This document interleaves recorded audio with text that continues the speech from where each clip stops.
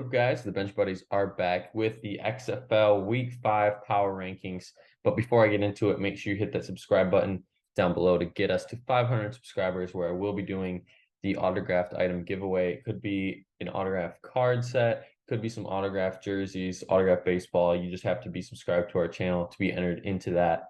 So let's dive into the video today. And at 8, I have the Guardians staying put for the 5th straight week. They've been here since the preseason and haven't moved.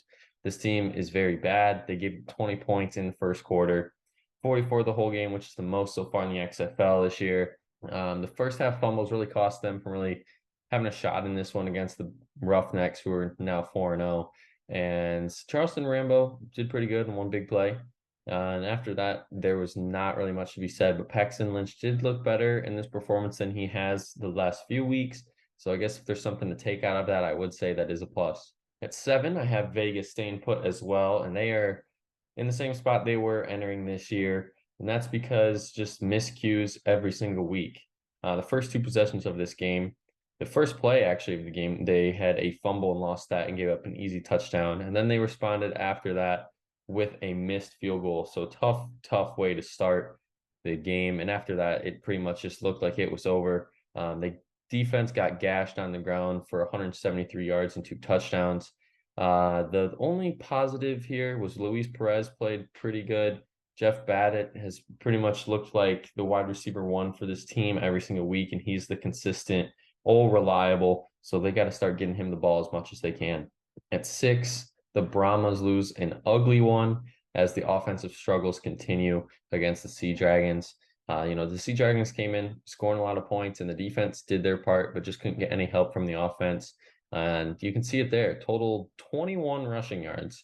So this team is very good on defense. They can limit teams to, 20 or less, but the offense just needs to figure it out, and then this team will be rolling. But Jack Cohn needs to take responsibility. Trying to improve his draft stock, but it's not looking like it's really working here, with the offense they're playing. At 5, moving down 1 spot, are the Renegades of Arlington.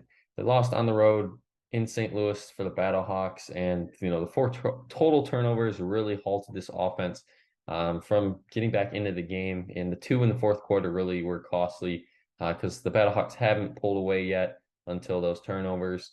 And so they're another team that couldn't run the ball, only 49 rushing yards. But Kyle Slaughter has looked good. Not this week, though. Last week he looks pretty decent. I think he is going to be the QB1 moving forward for the rest of the year.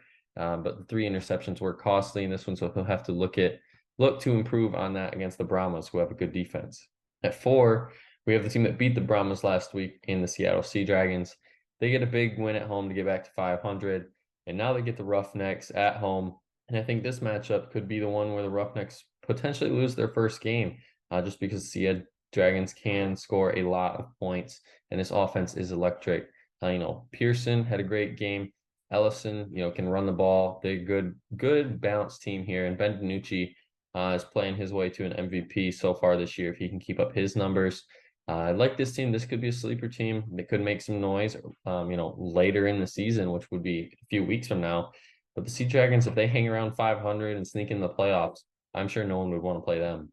At 3, the St. Louis Battlehawks are staying put after their win against the Renegades. The defense forced 4 turnovers, and that huge home crowd of what was that, 38,000.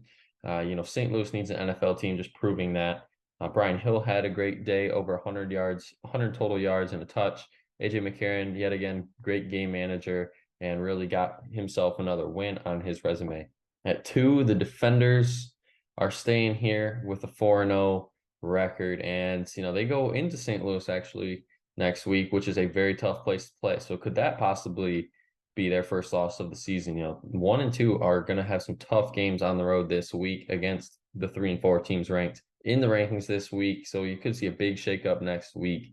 But their strong first half performance in the game against Vegas propelled them. I said they forced that fumble, scored an 80 touchdown to start it off, and never looked back since there. And it helps when you have a good running game for almost 200 yards and 2 touchdowns.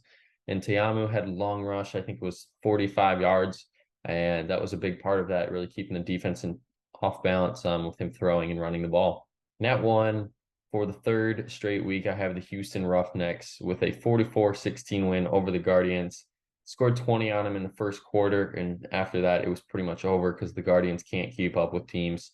They scored a touchdown on 6 of their 11 drives last week, and the defensive touchdown off of a fumble recovery. So this team is scoring a lot of touchdowns, but the 2-point, 1-point conversions, 3-point conversions, aren't the same as the NFL. So this could be probably 50 burger this week if that were the case. But Brandon Silvers has looked great. He's possibly playing his way to an MVP this year as well, and possibly on to an NFL roster as well. But that's going to be it for this week's video of the XFL. Make sure you guys come back next week to check out who's at number 1 after a big week of games.